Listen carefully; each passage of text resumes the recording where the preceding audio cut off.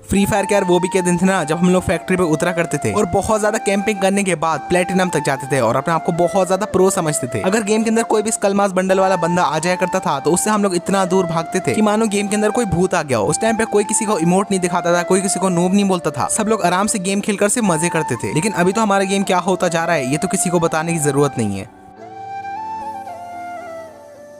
So hey what's up guys, welcome back to the video Free Fire old memories. तो मैं बहुत दिन से ट्राई कर रहा था मैं ये वीडियो बनाऊं, लेकिन भाई इसके लिए कंटेंट मिल ही नहीं रहा था। लेकिन मैंने सोच लिया था ये वीडियो तो कैसे भी करके मुझे बनानी है। तो फाइनली आज 4 दिन की मेहनत के बाद गाइस आज मैं आपके लिए ये वीडियो बना पा रहा हूँ। तो आज हम लोग फ्री फायर के कुछ पुरानी यादों को याद करने वाले हैं जो कि फ्री फायर के हर एक प्लेयर के साथ हुई है। और हम लोग अपने पुराने फ्री फायर को भी याद करेंगे क्योंकि हमारा फ्री फायर हमेशा से ऐसा बिल्कुल नहीं था और जो बंदे फ्री फायर को खेलते थे वो भी बिल्कुल अलग थे। हम में से 90% बंदों ने फ्री फायर को अपना स्ट्रेस कम करने के लिए डाउनलोड करा था। पहले अगर हम लोगों को किसी बात की टेंशन होती थी तो हम लोग गेम को खेलते थे और गेम में आकर मजे करते थे। फिर अगर एक बार हम लोग गेम के अंदर आ गए तो भाई जितनी भी टेंशन हो, जितना भी स्ट्रेस हो, वो सब दूर हो जाया करता था। पहला हमारा फ्री फायर कुछ ऐसा था, लेकिन भाई अभी तो अगर फ्री फायर को खोलो तो स्ट्रेस और ज्यादा बढ़ जाता है। ये बात मैं भी मानता हूँ। 2017 में चाहे हमारे फ्री फायर के ग्राफिक कितने भी लो थे, गेम के अंदर चाहे जितने भी ग्लिचेस और बग्स थे, लेकिन उस टाइम का फ्री फायर हमारे लिए सबसे बेस्ट था। अभी के टाइम में आप लोग हिप हॉप बंडल और क्रिमिनल बंडल को बहुत ज्यादा रेयर मानते हो ना, लेकिन 2017 में ये बंडल्स ऐसे पड़े रहते थे, इनको कोई यूज भी नहीं करता था। उस टाइम में हमारे गेम का जो सबसे रेयर बंडल था वो था हमारा स्कल मास बंडल और जोकर बंडल। और उनसे हम लोग इतना ज्यादा डरते थे कि मान लो अगर किसी घर के अंदर स्कल मास वाला बंदा है और अगर उसकी सिर्फ 10 HP बची है तब भी हम लोग उसके ऊपर फायर ही नहीं करते थे। पता नहीं ऐसा क्यों था, लेकिन तब भी उन दो बंडल से इतना ज्यादा डर लगता था ना कि अगर गेम के अंदर वो दोनों कभी दिख जाया करते थे तो उनके ऊपर हम लोग फायर नहीं करते थे, बल्कि उनसे इतना दूर भागते थे कि उसके बाद तो वो दिखाई नहीं देते थे। अभी आप में से बहुत सारे बंदे सोचते होंगे आखिरकार फ्री फायर को खेलने में मजा क्यों नहीं आता है, जबकि फ्री फायर को पहले तो खेलने में बहुत ज्यादा मजा आता था। तो इसका रीजन भी मैं आपको बताता हूँ। पहले हमारे फ्री फायर के अंदर कोई भी कस्टम नहीं था और ना ही क्लैश स्क्वाड मोड था। पहले फ्री फायर में जितने भी बंदे थे सभी अपने दोस्तों के साथ खेलते थे और रैंक गेम में मजे करते थे। लेकिन जब से गेम के अंदर एक कस्टम आया है ना तो कोई बंदा अपने दोस्तों के साथ रैंक गेम तो खेलता ही नहीं है। आज के टाइम में हर बंदे को अपना गेम प्ले अच्छा करना है, लेकिन शायद वो लोग ये चीज भूल चुके हैं। उन लोगों ने फ्री फायर को डाउनलोड क्यों करा था। गेम के अंदर ये सब चीजें करने से भाई बहुत ज्यादा स्ट्रेस बढ़ता है और इसी वजह से गेम को खेलने में मजा नहीं आता है। अगर अभी मैं आप लोगों से बोलूं ना कि आप लोगों ने अपने दोस्तों के साथ रैंक गेम लास्ट टाइम कब खेला था, तो आप में से बहुत सारे बंदों को तो ये चीज याद भी नहीं होगी। तो भाई अब भी मौका है, आप लोग कस्टम वगैरह छोड़ो, अपने दोस्तों के साथ रैंक गेम खेलो और गेम के अंदर मजे करो।